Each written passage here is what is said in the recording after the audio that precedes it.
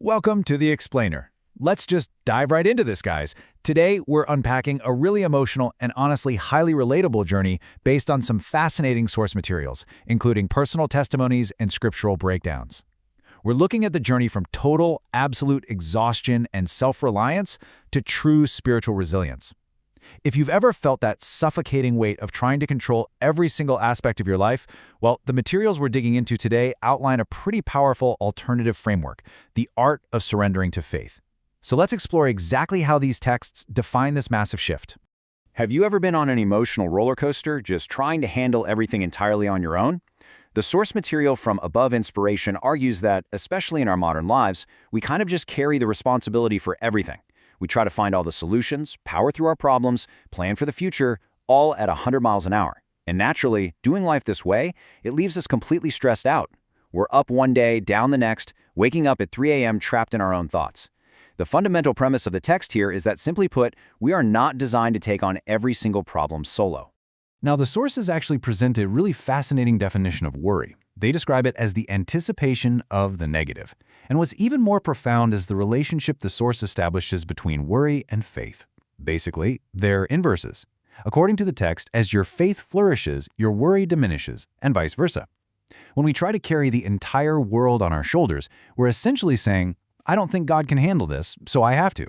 We invest massive amounts of emotional energy into anxiety, which, as the source rightly points out, doesn't actually change the outcome or add a single hour to our lives. The source identifies the foundation of all this fear and worry as an orphan spirit.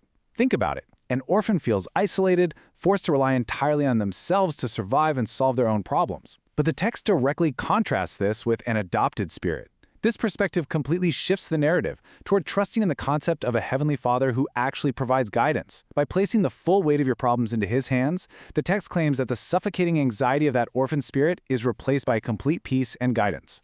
To see what this looks like in actual practice, the texts include the raw testimony of a guy named RJ. Looking at his timeline, you'll see RJ started with a rock-solid foundation. He accepted Jesus at age 4 and felt a really distinct call to ministry by the time he was 12. But as he hit those later teen years, right around 18, pride and external influences started creeping in. He started rebelling, leaning into a totally different lifestyle, and eventually pursued a career in the fire service. He was basically actively running away from his original calling. This drift continued all the way into his mid-20s, leading him straight toward a massive breaking point. So the crucial point here is understanding the illusion of control RJ was experiencing during this season of his life. On the outside, the guy looked incredibly successful. He was a firefighter, climbing the ranks, totally looking the part. But on the inside, his testimony reveals a much darker reality. He was partying heavily, experimenting with steroids, and running as far away from his faith as he possibly could. And the scariest part, according to RJ himself, wasn't just the lifestyle. It was the total spiritual numbness. That conviction he used to feel had just vanished, leaving him stuck in this exhausting cycle of empty self-reliance. Moving into Section 1. The breaking point and reaching out in desperation.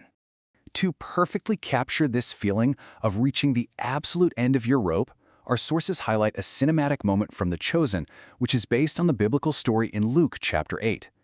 12. That is the grueling number of years a woman spent bleeding in this biblical narrative. For over a decade, she sought every possible cure, spending absolutely everything she had, only to be left unclean, isolated, and just entirely exhausted by her condition. It is the ultimate picture of having literally nothing left to give and no earthly solutions left to try. And this desperation builds into a really powerful moment of action. The source material captures her desperate internal dialogue, just the fringe, one touch. Knowing full well she was ritually unclean, she pushed through a massive crowd anyway, believing that if she could just touch a single thread on the edge of Jesus' garment, she'd be healed. This brilliantly illustrates what it looks like to hit rock bottom. It's that moment the orphan spirit is completely abandoned, and a desperate, active leap of faith is taken instead. The text highlights the profound response she received, as depicted in the source. Jesus actually stops the crowd and says, "My daughter, it has been a fight for you for so long. You must be exhausted. Go now in peace, your faith has made you well." He didn't focus on her breaking the rules. He focused entirely on her faith. The source material emphasizes that it wasn't the physical clothing that healed her, but her active faith that instantly broke her 12-year cycle of exhaustion and restored her completely. Which brings us to Section 2, the moment of surrender. Returning to RJ's story, he found himself sitting in the very back of a church one Sunday, deeply entrenched in his numb, rebellious phase. A pastor named Joey was preaching from Psalm 1, and he asked this incredibly piercing question to the congregation. "Aren't you missing your father?" RJ notes in his testimony that this single sentence completely shattered his numbness. For the first time in years, the spiritual fog lifted, and he realized just how much he missed the connection he had abandoned.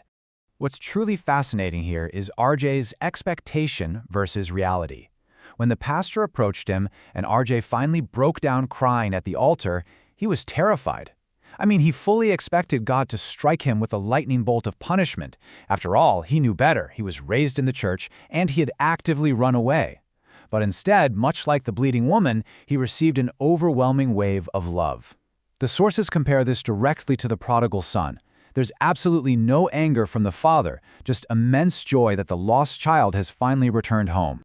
This gives us a really clear roadmap from the source material for how the prodigal returns. Step 1, acknowledge the exhaustion of doing it your way. Step 2, choose to surrender. Drop the orphan spirit and actually ask for help. And step 3 is just incredible. Accept reinstatement of purpose. RJ's testimony highlights that God didn't just forgive his partying and rebellion. He miraculously and immediately reinstated RJ's calling to ministry. The desire to be a firefighter just vanished, and RJ stepped right back into the purpose he was always meant for. Now let's look at Section 3, Secrets to Spiritual Resilience. The text draws an analysis of Jesus' own life to outline 6 actionable secrets to maintaining this resilience.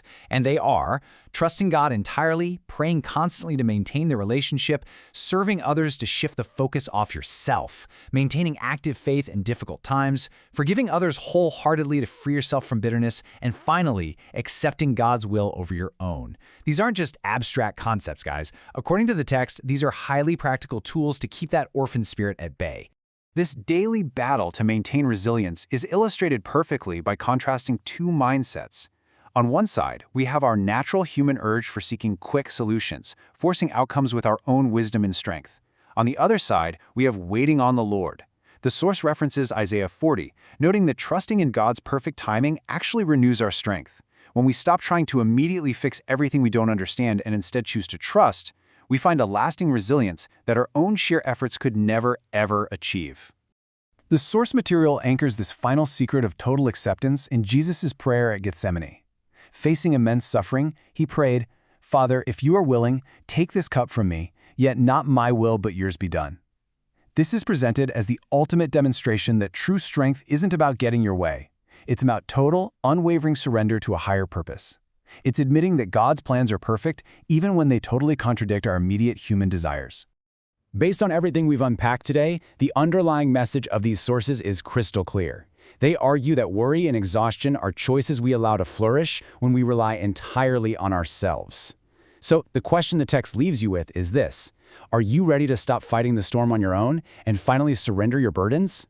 Thanks for exploring these concepts with me on This Explainer. See you next time.